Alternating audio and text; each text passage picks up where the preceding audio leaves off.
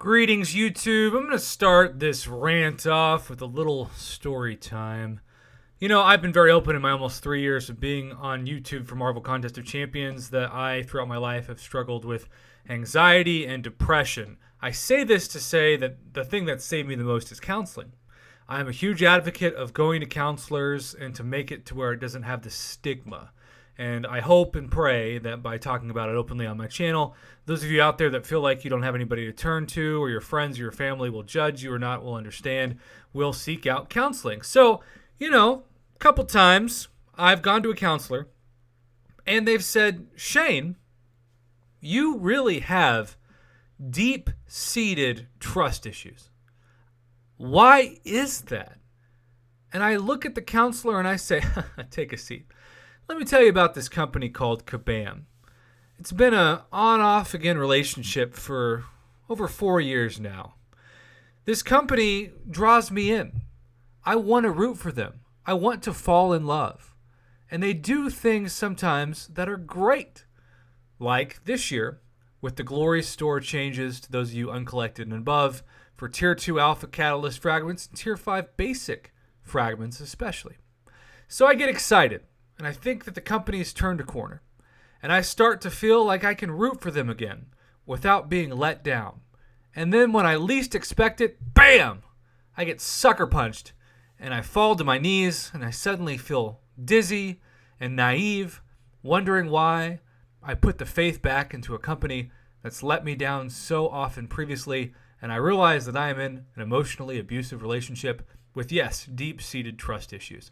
That story brings us to today's post. You see, I did a video on this right before I went to bed earlier, technically this morning, where I assumed, by giving Kabam the benefit of the doubt, that this nightmare timeout bug that really affected those alliances where everybody runs Corvus, Awakened Corvus, of course, in like the upper tiers of Alliance Quest where you know that you're going to be timed out multiple times.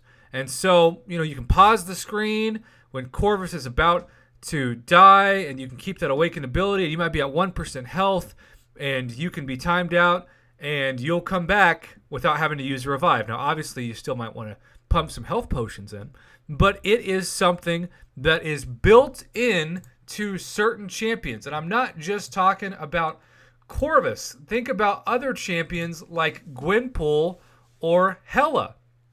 Think about the entire purpose of the cheat death Heimdall synergy.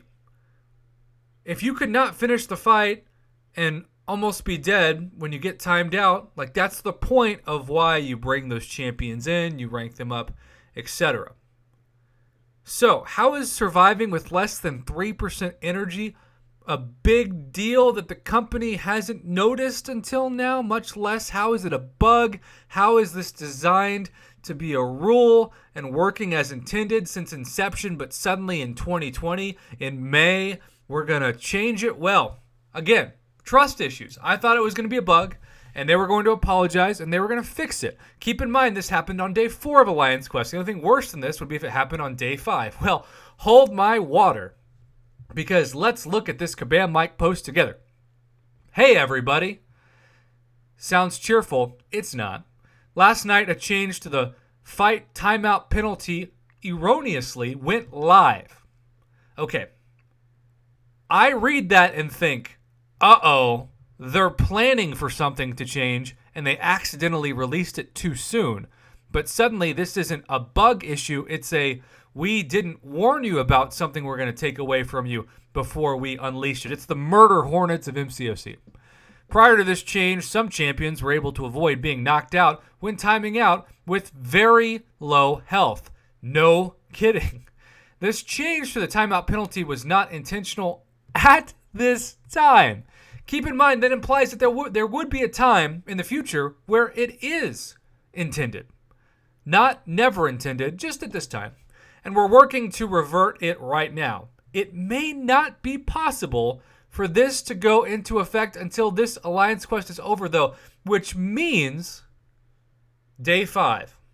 We apologize for the situation, and to be fair, they're evaluating appropriate compensation. Okay, so we know that those of you in day 5 of the worst maps, you might very well die now and use more revives and you get compensated.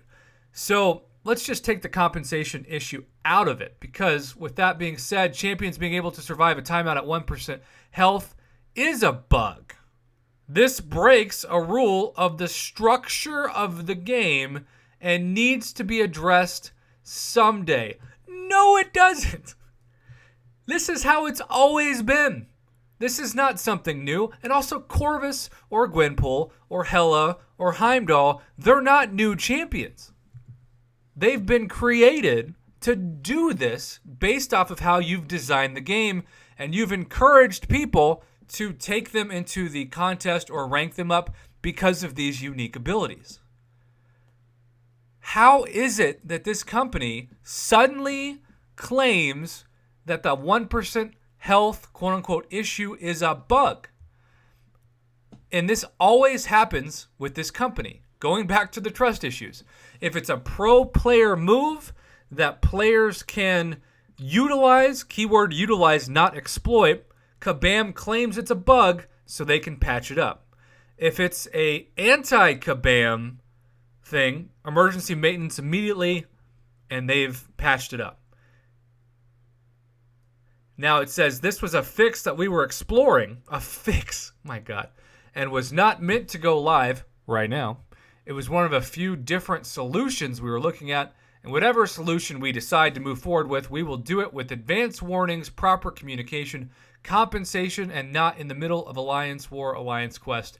To reiterate, we are not rolling with this change at this time and don't have a timeline for when we will address this bug, which I don't think it's a bug, or a finalized plan for how. My God, there's so much. I could rant about 20 minutes about this. I won't, because your time is, quite frankly, more precious than that. But I just want to reiterate the following. Kabam, 2020 has been a mixed year for you.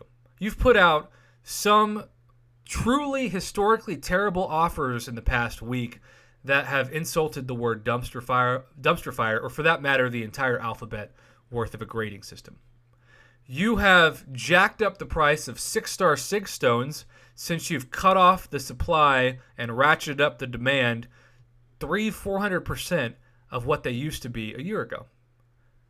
You've also made it very clear that until the community complained, Act 7, Book 2, whatever you want to call it, was going to be one giant BS fiesta where the best champion to bring in to clear was, of course, Unit Man. Because without that credit card charge, good luck. People are burnt out. They're frustrated. They're quite frankly bored. And I've heard from people who say, Prof, I know you praise incursions because it's a step in the right direction, but I don't feel like, unless incursions gives me opportunities for, say, 6-star Sig Stones, that I have much motivation. I don't need more 5-star shards, for example. And so some of those quote-unquote in-game players who are so burnt out and frustrated won't even really feel the motivation to jump into incursions. Regardless, the game's at a crossroads.